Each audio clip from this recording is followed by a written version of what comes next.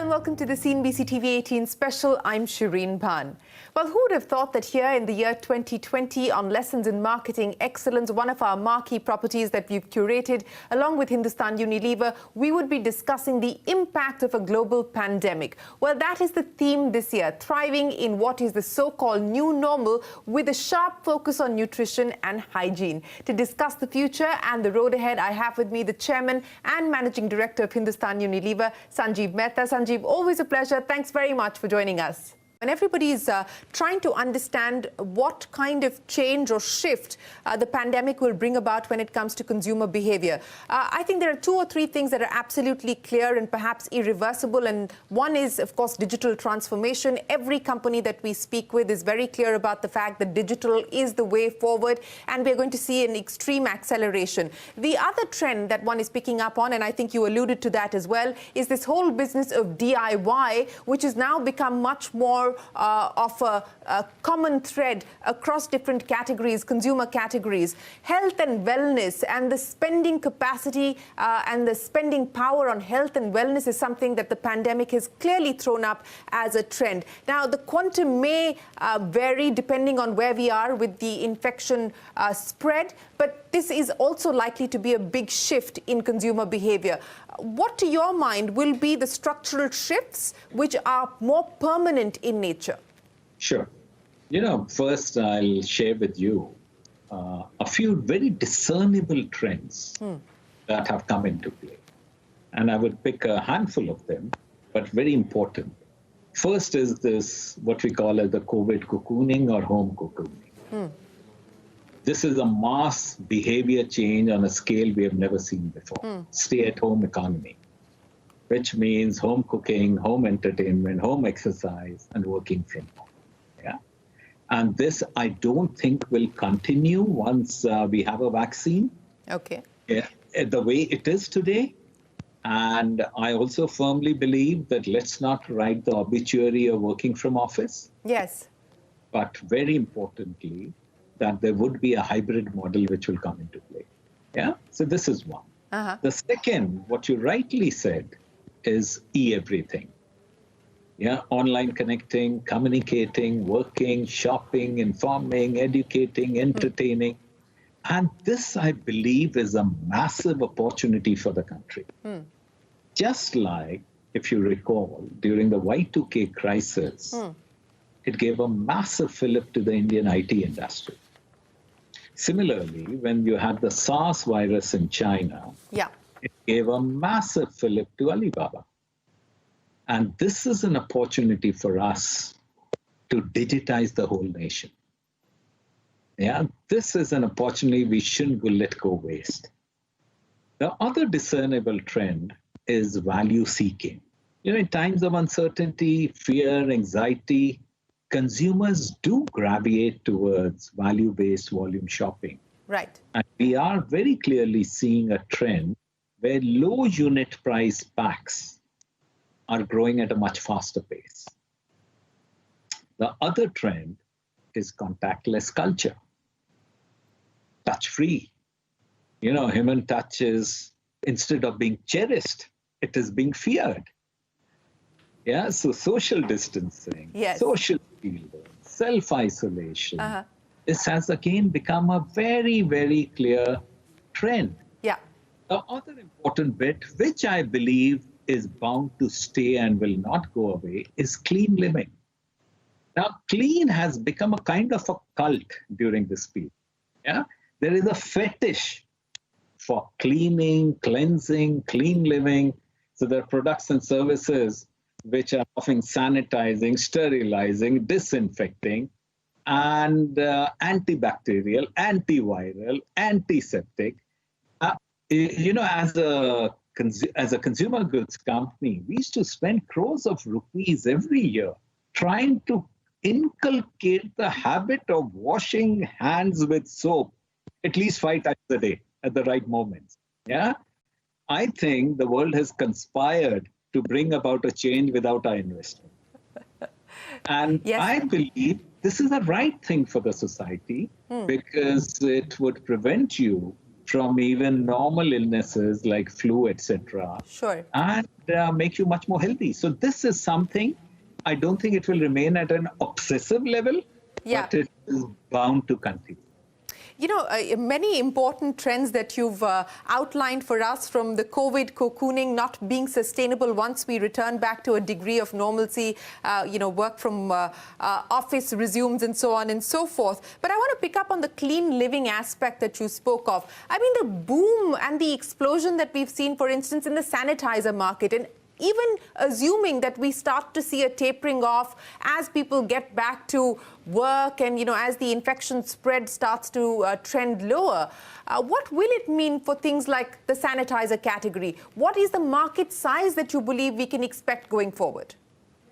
First is it was a very, very small market in India. And there were a few players like us who were selling sanitizers before COVID. And now it has gone up by, 150x of what it was before. Let us be absolutely clear. It is not going to remain at this obsessive level. I think once things become more normal, it will come down to somewhere in the vicinity of 15-20% of where it is today. Okay. Yeah, because some habits will change. And normally it takes about 60 days to inculcate a habit. And we are saying we are much beyond the 60-day phase now. So I wouldn't be surprised if people carry a small bottle of sanitizer in their pocket or in their purse. And whenever you sit in an Uber or in a public space, you touch a surface, would like to take it out. But the obsession will go. Yeah, and this is also very visible. If we were to ask our China business, the obsession with sanitizer has come down to much more normal. Okay. Well, still, you're seeing about 15 to 20% of what we currently are seeing. And of course, currently, it's an abnormal surge that we're seeing in categories like sanitizers, which were really non-existent in the Indian market. But linked to that is the other category that's seen an explosion: ready to cook, ready to eat. Do you believe that that category is also likely to see a significant tapering off? Because many players that we've spoken to have said what you just told me, that we've tried for so long to get people to wash their hands, and this pandemic has done what we couldn't do. And the ready to eat and ready to cook players say the same, that what we've been trying to do for a decade, the pandemic has done in just the last 4 months. How much of this do you believe is sustainable, and is this going to be a big focus area for you? Yeah. See, one very important bit is that human beings are social animals. Yeah. They like to interact with other human beings. So if we say that the habits of going out to a good restaurant and enjoying a meal or a drink with your friends or dear ones is going to go away, the answer is no. Look at Europe, what has happened. Or look at what happened in China in the month of March after it became much better over there. There were long queues outside KFC. So I don't think, again, it will continue at this level. But very importantly, that people have inculcated new habits. They have developed new tastes. And they have, very importantly, also got themselves new skills. So you would still like to experiment with food at home, which you weren't doing earlier, but which you have now started doing in a very big way. But so there will be moderation. I'm absolutely certain about that. Yeah, and life will go back to what it used to be earlier, albeit in a nuanced way. Now seeing this big shift towards health and wellness, and you believe that a lot of this is going to be structural and not completely irreversible. What will it mean as far as HUL's plans for this segment is concerned? How much of revenue growth is going to come in from this specific category? Are you looking at more M&A options here? What are the themes that you're going to play within the health and wellness space? First is I believe that this is a marriage made in heaven. Yeah. It is one of the best brands in the space of nutrition. And we had an eye on it for many years. And when the opportunity came up and we got it, we were absolutely delighted with it. Now, we have to understand why I say that it's a marriage made in heaven. Because it's a unique opportunity for India's largest FMCG company to join the journey of helping the country in its nutrition battle. Here we have great brands, a business at scale, 4,500 to 5,000 crores. And then you have the huge power of HUL, which is so adept at building categories and distributing it and making it accessible that, it's aligned with a larger goal of nourishing 1 billion lives. Yes, so speaking about nourishing 1 billion lives, what is this going to mean in terms of, portfolio innovation when it comes to fortification, new launches? How are you looking at this whole segment of immunity boosters? Our initial plan is to integrate this business. This business is the largest merger in the consumer FMCG space in the country.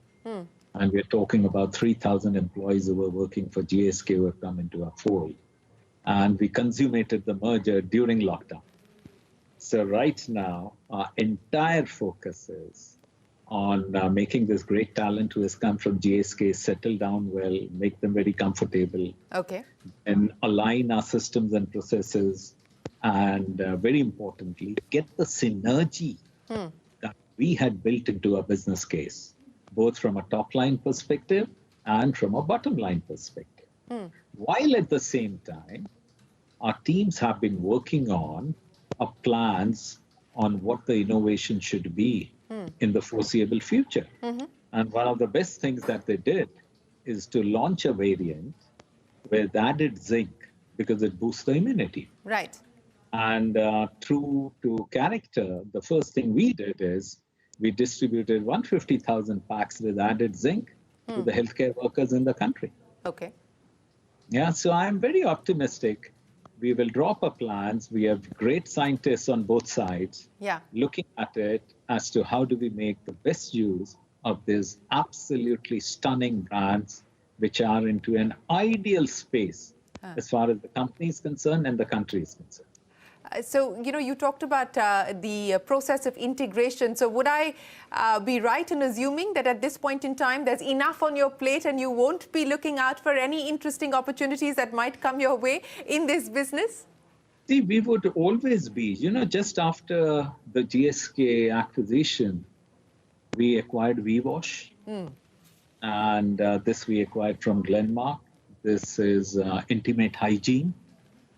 And again, a very important category. It's a niche category today. Yeah. But we believe it's absolutely right for us to grow this category. So we will always be in the lookout for the nice opportunity that come our way.